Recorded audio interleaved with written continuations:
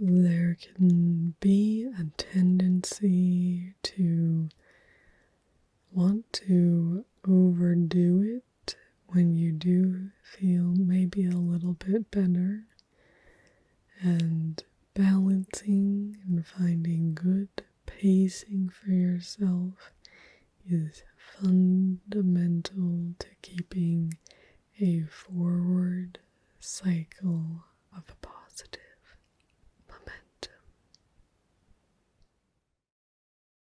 Tingles with flyby.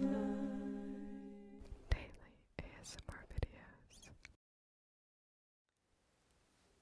Hello. So, how did you end up going with our third part, with our calming?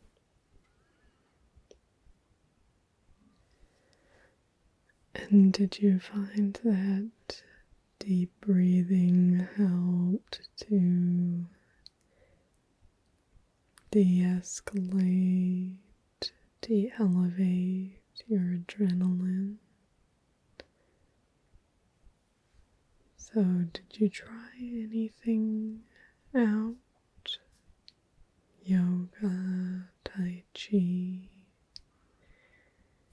ASMR videos? I don't know yet. Okay.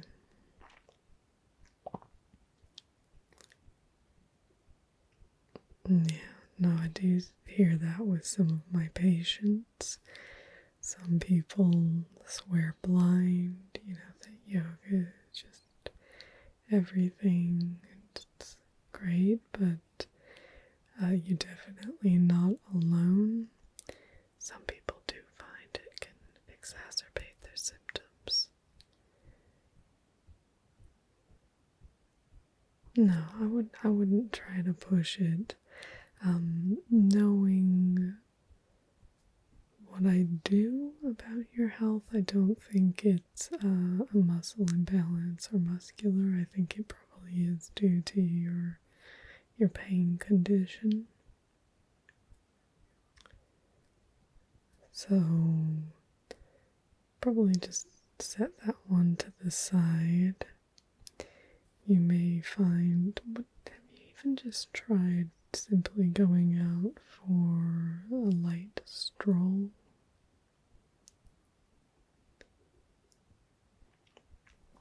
And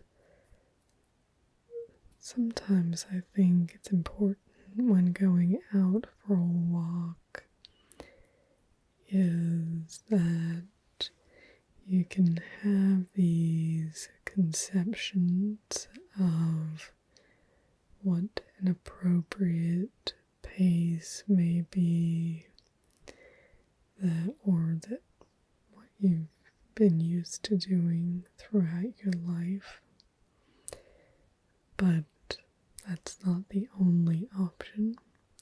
So if that works for you, then by all means, don't change anything that's working for you.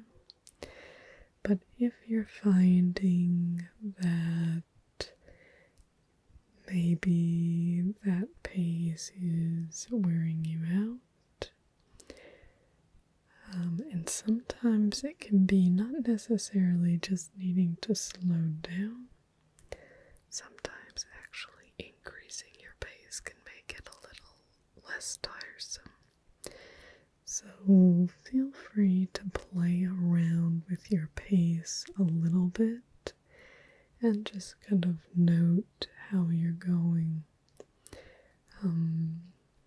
Gentle walking, particularly if you stay off of, I know, most of our walking paths are concrete, so it's not necessarily ideal, but if you can walk to a park where you can then primarily walk on, grass or ground, that's going to give you much more cushion for your joints and really alleviate that pain.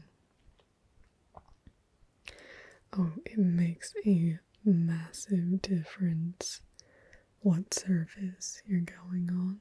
So, yeah, I definitely recommend looking around your home, seeing what areas are around that have the least impact on your joints for when you're going out walking.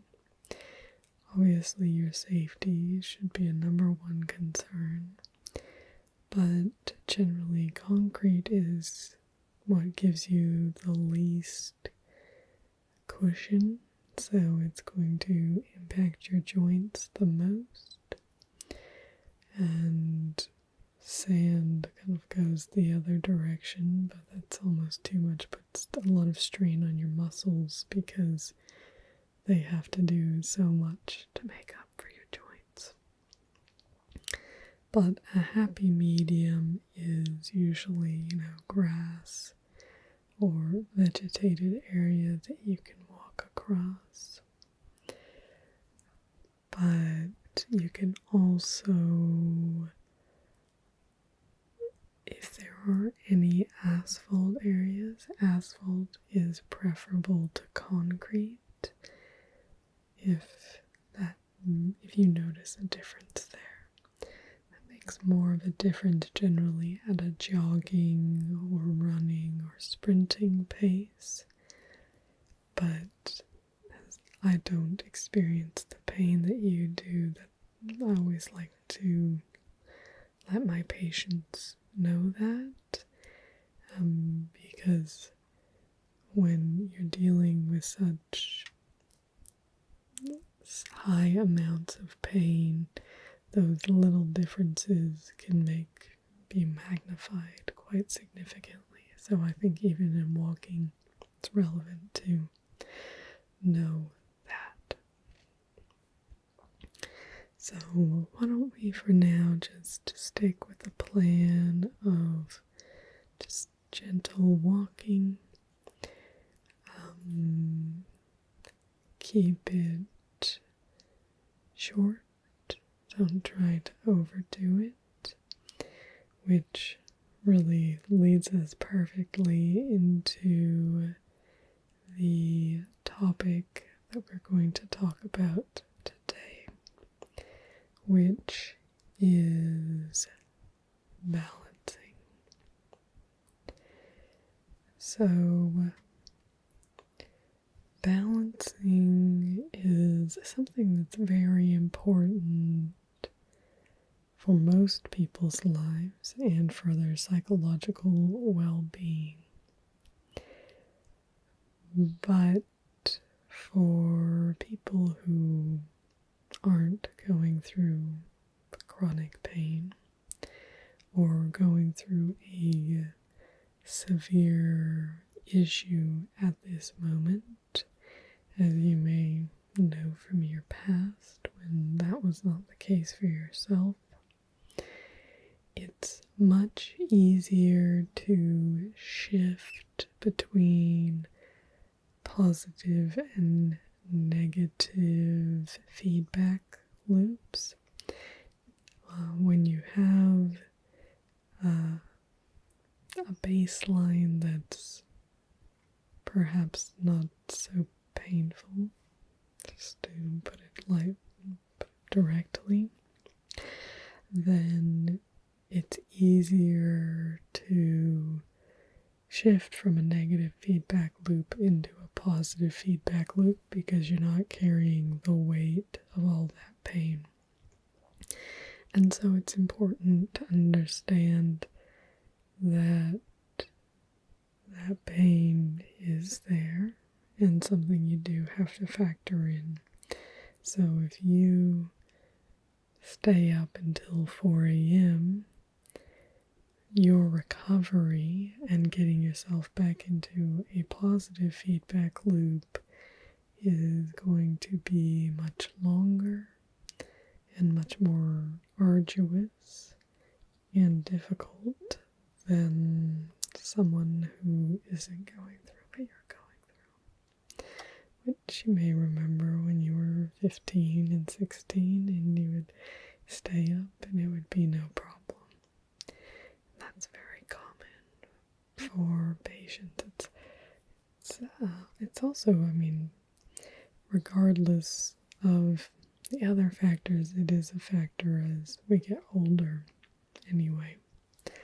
But particularly with what you're going through does have a more severe impact. And so balancing is basically accepting your limits. It's understanding that you're not going to be able to do everything at a rapid pace. So the symbol that I always use is the tortoise. And you know, the story of the tortoise and the hare, where the hare is just running back and forth doing all of this, but the tortoise just works and works and works and gets to the finish line because it's not too busy thinking it was always going to win the race. So it's important to kind of use that as a mascot in a way, but just an idea of how you can approach things. That is, just do it a little bit at a time. Just be consistent, but you don't have to push yourself too much. And what you find with that is that as you go through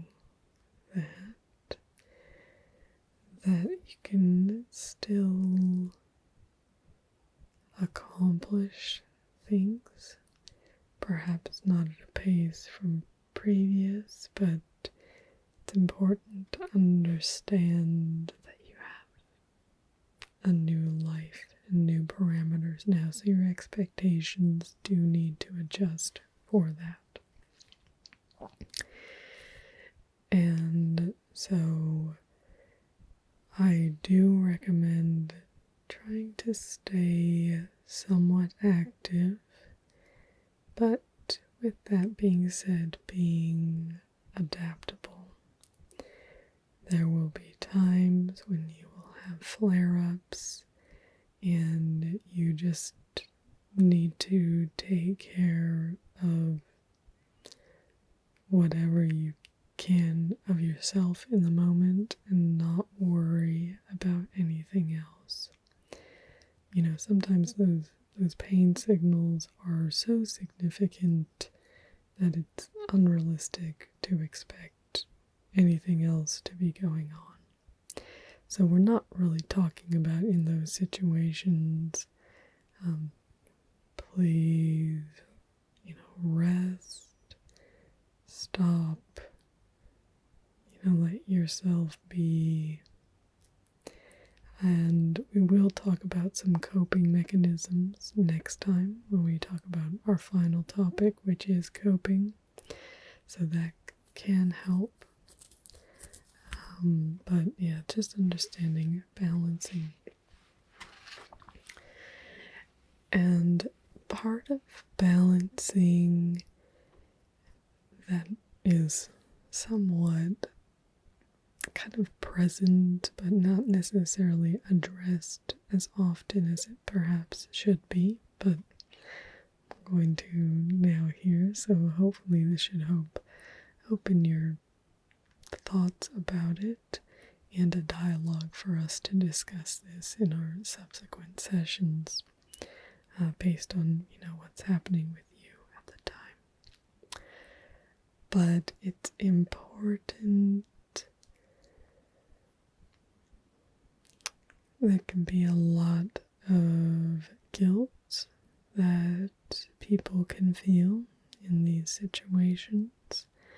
And so, because you feel like you maybe have to say no to a lot of things, in the things that you feel like you can say yes to, that you have to say yes to, yeah, resonates a little. It's very, very common. I see it with pretty much all of my patients. But it's important still to understand and prioritize in your own life what you actually want to accomplish. So you sometimes see patients who don't say no and do too much in the day, so then they end up going to bed in the early evening. This impacts their sleep, but it also impacts those familial and social bonds. Lots of, time in our modern society, the evening time is the time allocated towards family and socialization. And so a lot of time patients can miss out on that time by, going off to bed early. But if you trace it back, it's because they tried to do too much to be helpful, to not say no during the day. And so you can actually mitigate that quite a bit just by being confident with saying no and understanding what your priorities are and what it's important for you to be there for. Because, picking up some dry cleaning, for example, is much less substantive and important than being able to talk to your children and your partner in the evening about how they went, eating with them and enjoying, that good time that you can have. And so it's important to understand that these actions are very connective and one thing does lead to another. And so the balance is just finding what can you do, but that will still allow you to stay in a positive place. And this also gets into sleep hygiene. Sleep is so important. And it's not something that you need to stress about. If you have insomnia symptoms, even just occasionally, that's very common. So it's no sort of character flaw or anything like that. I only say that just lots of people think that they are uniquely like that, but it's really just a nature of what is common to people in chronic pain situations. But as much as you can, where your control is with you, keeping a consistent bedtime, and more importantly is really a consistent waking time. So avoiding taking afternoon naps or that sort of thing. Or if you are napping, to limit that time to a specific amount of time. generally about 20 minutes is ideal. Easier said than done in some cases, but you will generally keep yourself in a positive feedback loop, feeling more positive, feeling like you can do more of what you want to do. If you're getting quality sleep, it really makes a huge difference. But adopting a slow and methodical pattern to your life will really assist in helping you get the most out of your life that you can. There are many patients who are able to find a schedule that works for them, a way to say no to the things that don't fulfill them, that don't meet their needs, and to say yes to the things that do, and to find that regular, consistent, just breaking everything up into small increments, and then being adaptable to how the circumstances end up presenting themselves. Okay. So for this week, part of, I think, the biggest thing with balancing, we've talked about a few different things, but what I'd really like you to focus on is more so just the rhythm of your day and how it's impacted by when you say yes and when you say no, because it's going to be very individual what particular types of things drain you or don't that you do for others. So pay attention to those, because it's the awareness. Once you're aware, you probably start to naturally balance those things out. And if you don't feel comfortable, then you can bring those to me and we can discuss strategies and work on helping you get to that point. Okay? So just remember, the tortoise is your friend. You don't want to be going faster than the tortoise. Just take it slow, slow and steady wins the race.